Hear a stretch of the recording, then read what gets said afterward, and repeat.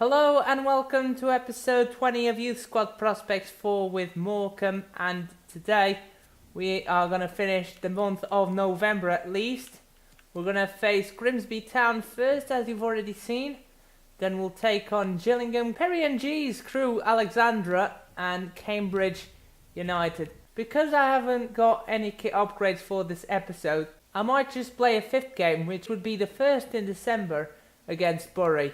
We'll have to see how the episode goes. Let's smash through these games. The first one is against 11th place Grimsby Town. They are sitting just outside the top 10. Starting lineup on screen, it's the first team side with just one change. Krav and Redenton are both out on international duty with Bulgaria and New Zealand respectively. And so Guidi steps in for Redenton in the back three and Harris keeps his spot, especially without Krav around. EFL League 2 action here live from the Globe Arena. We have the support of the home crowd against Grimsby Town as we are at home, and that will help us a lot, but we know it's going to be a tough game. Last time out it didn't go to plan. We went to Grimsby's turf and let's just say we weren't the same side after that outcome. So let's try and do better than last time, really. Try and get some revenge back on these guys. Finds the Fresno. Back to Erskard. It's a great ball. Inside, Chumacero with the effort. I think it was deflected out. It wasn't. It's a bad miss. Jesus, what a slight challenge that is. Oh, they've hit the post. Yes, ball down the line. Cortez keeps it in. Great ball. Bruno Chumacero has some space to run onto and some time to think. What a ball in, and that's a ball that the Fresno is not going to go waste. It's actually Erskard, my bad. Quality finish. Either of them two lads on the left are not going to waste that kind of opportunity. That's why they start. Look at this pick out from Bruno Chumacero. Just waiting for the marker to be out of position. And the ball in is delicious. The keeper has no time to clear it. The marker is in no man's land because he has to mark not one but two guys in the box. Half time, it's 1-0 to the Shrimps as we head into the gents' toilets. Get in. Very good first half, I'll take that. Auburn, De Fresno and Cortez are checking out for Chevalier, Svensson and Santoro. Erskard drops back to left midfield. Chumacero goes on the left. Inside forward role so that Svensson can cut on his left and the rest stays the same. Thank you. Yes, Chumacero. Gallo, reverse ball. Good ball. Svensson needs to finish this. At the second attempt he does. Dear me, I completely messed up the time finishing and we still got it in. Beautiful assist by Gallo nonetheless. Unselfish. Gives it to the substitute. And Mikael Svensson, not at the first, but at the second bite of the cherry, somehow slots it in. It's his first goal in the league. You go to the first goal because then he'll fuck up the first touch and they'll take it from you. Oh my word. What the hell is that goal? I mean, I couldn't have done anything different there. And that is it. It is full time. It's 2-1 for the home side. And it's another win that will keep us at the top of the table. It's a solid 3 points against Grimsby. I don't even know how we conceded that consolation goal. Bruno Chumacero picks up the man of the match. Picked up the assist for Erskard, and Svensson got the goal. Assist by Michel Gallo. Morgan Lewis, the best defender hands down out there. The ball played ping pong for a bit and Cook got the goal. 8.0 for him. He was the best player for Grimsby. Second game of the episode, we're away against 12th place Gillingham. Let's go. Starting lineup on screen. This time it's the fully strength first team lineup. Redenton is back fully fit from international duty as well. Krav is the only one tired, fortunately. He was the one that would be benched anyways. Yeah, well, did you know Gallo was the top goal scorer in the league? Because that hasn't been featured enough. EFL League 2 action here live from the Priestfield Stadium. We're away this time and we're taking on Gillingham. We need to create a gap at the top of the table. Both Yeovil and Doncaster won their games as well. So we're still 4 points on top. They're just sitting outside the top 10 like Grimsby. This time we won't have the support of the home crowd though. Let's see how we perform on the road. Oh, great ball. O'Neill, good save by McNeil. Very good rush out. Pull through. The present. Inside. Gallo. Yes, Gallo still going. Gallo, take it! Oh my word!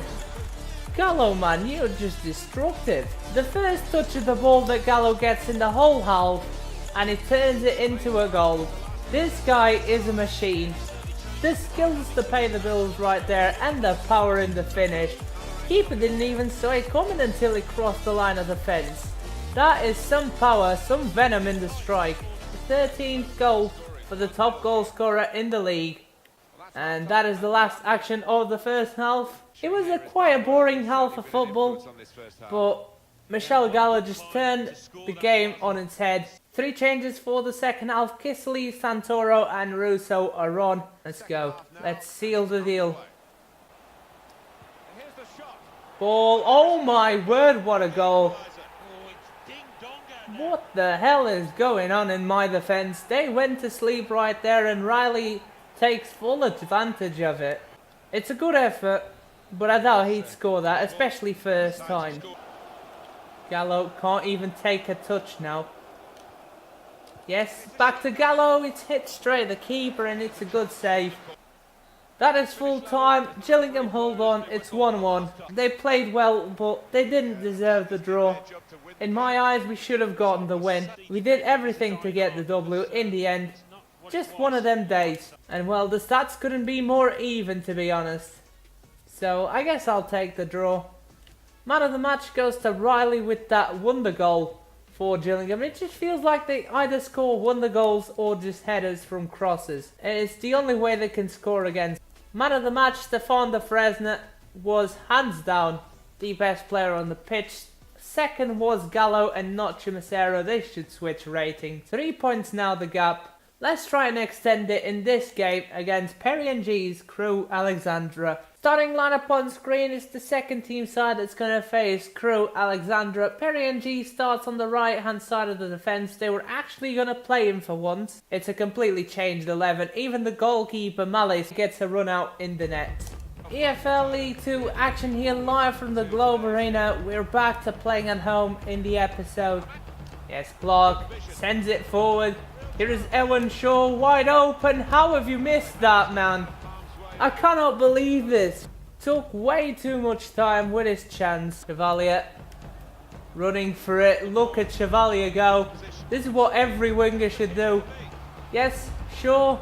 Time to redeem yourself. What a save by Garrett. And that is half time. It is 0-0. It's a boring 0-0 draw. There's nothing happening. Man. Shaw is going off for that horrendous miss. My midfielders are just so spent. They are below half stamina and they started this fully fit. That's how harsh the stamina is on these players. Brennan, Moore and Ferrari are coming on for the second half. Shaw is staying on. Let's hope he can redeem himself in the second half. Ball. Oh, they've hit the post. That could be a red. Yep, the referee is sending Shaw off. That was a bad challenge on my behalf. And this has been a nightmare game for Shaw. Even without the sending off. It's just the end of the nightmare. Here is Baker, reverse ball.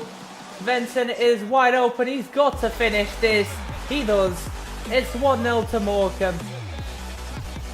Gets in. Now we're going to do the CPU dirty and we're going to park the bus on him because we are down to 10 men. And I know it's not a pretty way to win. And it's definitely not the Morecambe philosophy. Desperate times, desperate measures. That's the side that's going to play for the last 7 minutes. And that is it. Full-time whistle is blown. 1-0 win against Crew Alexandra. We have done it. Perry and G did a tremendous job in the defence. Probably why it felt like a five-man defence. as soon as we got that ball through and we got the goal through Svensson, it was a whole different ball game, especially after the Shaw sending off. Dominic Baker is the man of the match with the reverse ball assist to Svensson. Svensson only had a 7.4 even though he scored the goal, but he did pick up a yellow card, so you can understand why it's a bit smaller. Yannick Mallet had a tremendous day in between the sticks. In my eyes, he's as good as Dominic Baker or Svensson for me, so 7.6 is about accurate. I don't think we deserve the win, but at the same time, we deserve the win against Gillingham, and we didn't got it. Let's finish off the month of November with a bang.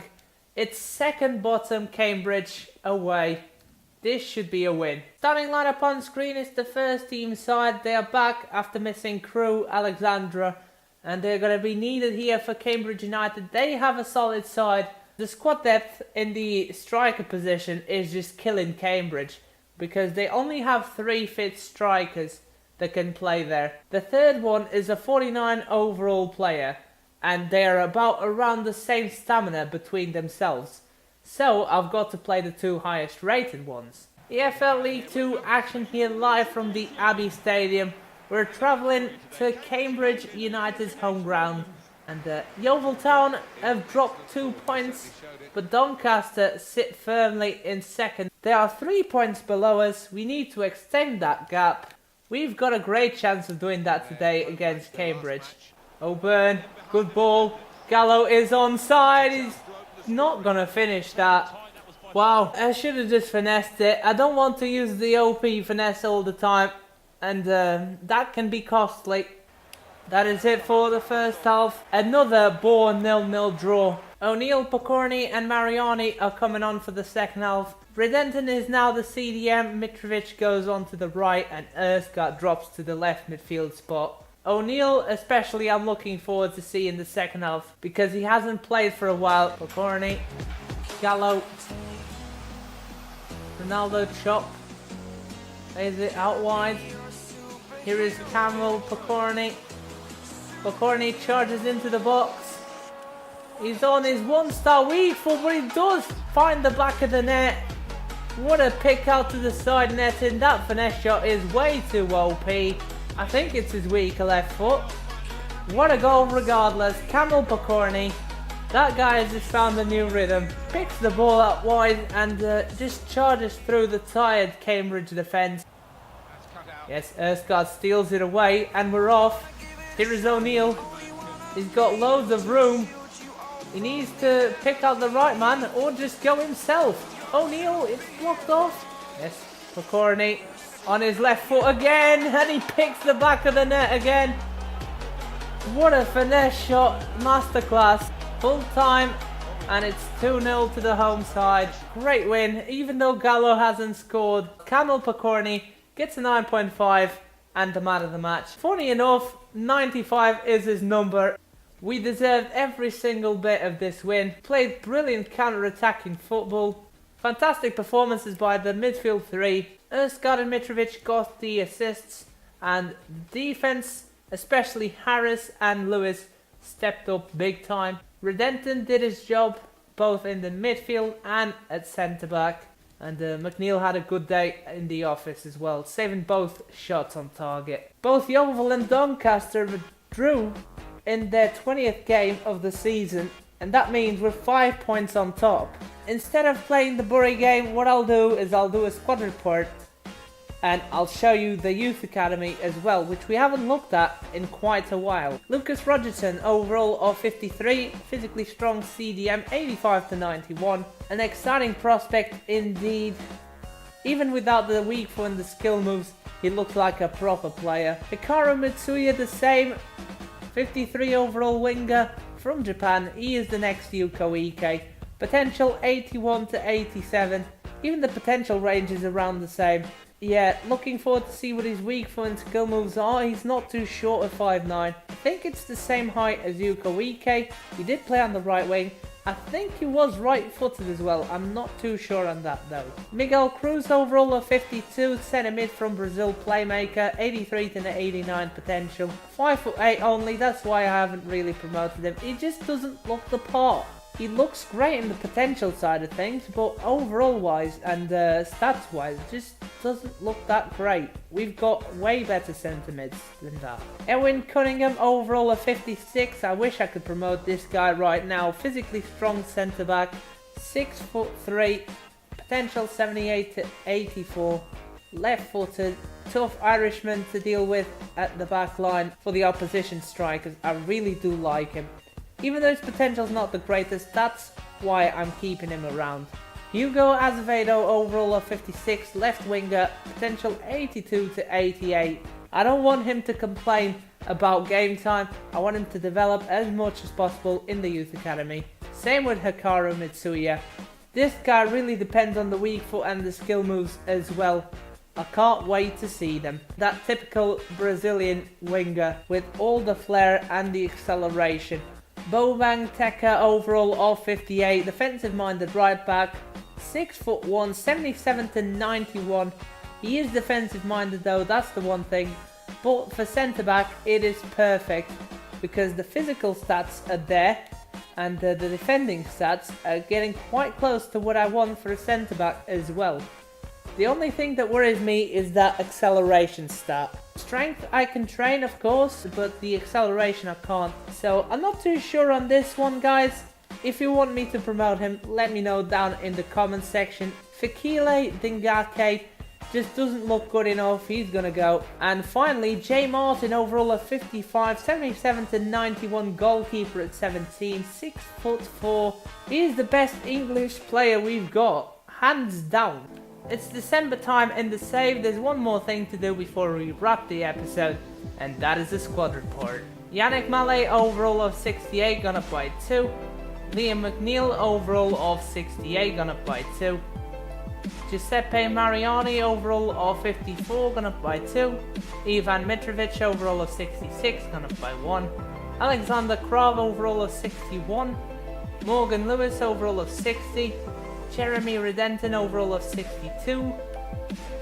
Michelle Gallo, overall of 65, gone up by 3. Harvey Harris, overall of 59, gone up by 1. Valerio Guidi, overall of 62, gone up by 2. Reese White, overall of 53, gone up by 2. Josh Campbell, overall of 54, gone up by 2. Tibor Kisley, overall of 59, gone up by 2.